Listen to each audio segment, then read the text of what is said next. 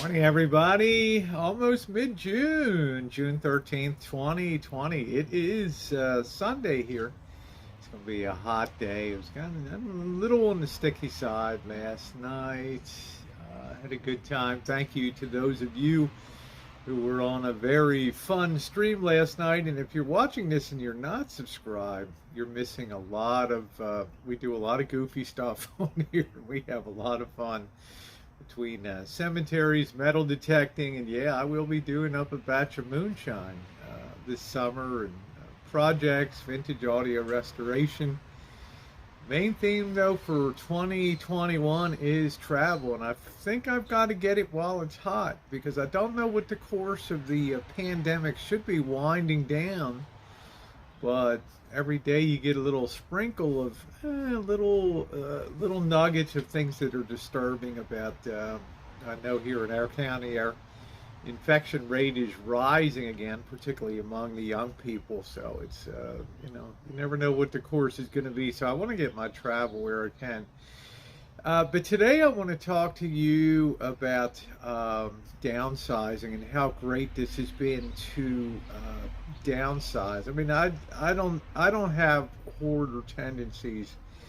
Let me get that in right off the bat. Rosie ain't no hoarder, okay? I'm not an acquirer of things. I mean, if something's free, I'll pick it up. If it's something decent, something that I feel like I can use, but I don't like that feeling of having buildings full of stuff and having to go out and rent a storage unit to put additional stuff in. I mean, when I was growing up, storage units were unheard of, except for warehousing for commercial business use. I mean, there was no such thing as individual storage sheds. So it shows you how far we've come as a society and acquirers of stuff. And it does reach a point, I think, and you guys can weigh in on this. I'd love to hear your opinion.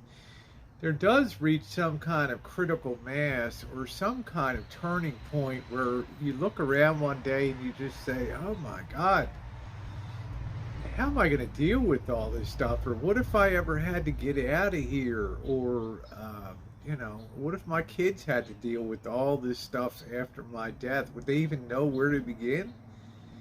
Would they know which things are potentially valuable and which are not?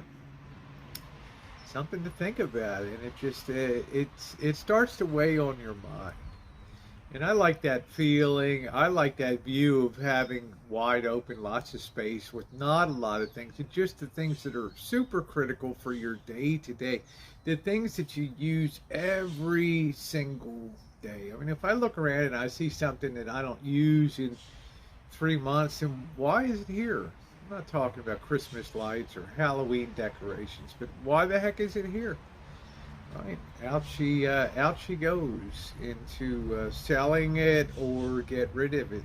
The other thing too is this is not the greatest neighborhood in the world, and it is 2021, and it's a much meaner world now. It's a much tougher world, and there's a lot of opportunists. There's a lot of criminals. There's much more drug activity leading to the need for street activity, leading to the need to have money to secure drugs and things like that. And more property becomes a target, particularly cars and package thieves, people stealing off, people going up and stealing packages off of people's porches, or just going up to random houses and just trying a doorknob to see if it opens, or looking at houses to try to judge if they're abandoned and make a swoop in on that. So I want to make sure it's almost not if it happens, but when it happens,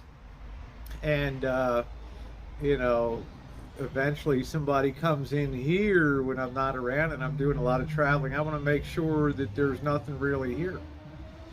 All right, and I also present that face living here. I don't have a lot of fancy stuff. I don't have a fancy vehicle, and I'm not in a fancy neighborhood. So people are naturally inclined to think nobody around here has anything much anyway, and they're probably right.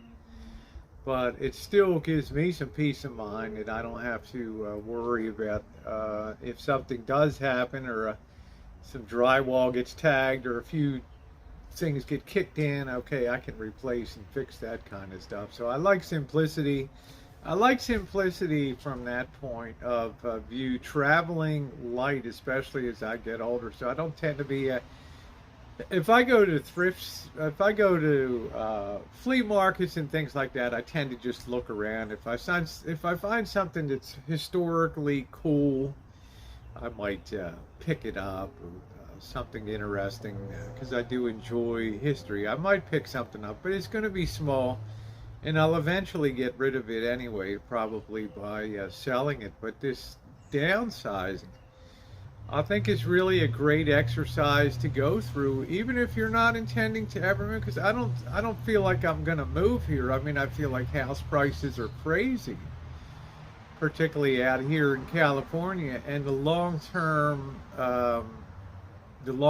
threats are many out here, with water and shortages and droughts and things like that. But I don't think I don't see myself really going anywhere. But the downsizing thing, I think, is working out pretty good. Plus, when I travel, I need to travel real light because I have a very small vehicle. So I had to take a long look at all my camera stuff. That some I sold over the years, but some I still had a lot of, lenses and things. And, selling my drone and getting rid of that while it's still got good value to it, and just making a decision. I don't need an FAA headache. If I really want to fly a drone, I just get a simple one and fly that is not regulated by the FAA. I mean, I'm a careful flyer anyway, but I don't need all that on me. So having got rid of all that stuff now, it's a really good feeling. Sometimes you just have to, and you guys should probably do that too, take a look around and say, wow, do I really, maybe I should sell some of this stuff.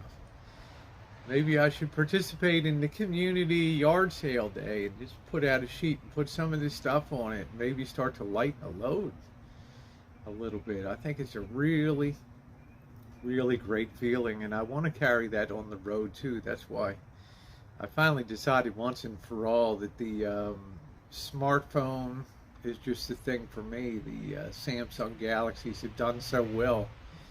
Every time I ever veer off and think, I'm going to try a little dedicated camera, I come back and realize, oh my God, I gotta take those videos, I gotta put them into the phone, put them into the editing program, and it all just becomes time consuming, and it takes away from the fun of travel, right? I don't want to spend hour or so manipulating files and video files and figuring out how to get them into my editing program. I'm just looking for ease to do the highest quality with the least amount of work. And I think I finally have my combination going forward, which I really like. Downsizing, minimizing. Yeah, I think it's a nice thing to do in life. Then if you ever do have the urge to go, you don't have to look around and, man, I can't ever get out of here. I'm trapped by all my stuff. You'll be light as free as a bird to just fly away because you got rid of all that non-essential stuff. Anyway, guys, I'm going to close it out and thank you. If you're not subscribed, please hit the subscribe button. Things are really gearing up for very intense travel here. Mostly with a historical bend, with some rather obscure history that I'm going to enjoy bringing on the channel, as well as fun and just street streams, just fun things of doing with friends, and a good combination of both. So on that note, I'm going to say thank you today. Thumbs up are appreciated, and I want to hear some of your comments about your thoughts on downsizing, and if you've gone through that exercise or you're planning to go through that exercise, what are your thoughts? If you've done it, how has it turned out for you? How has it impacted your life?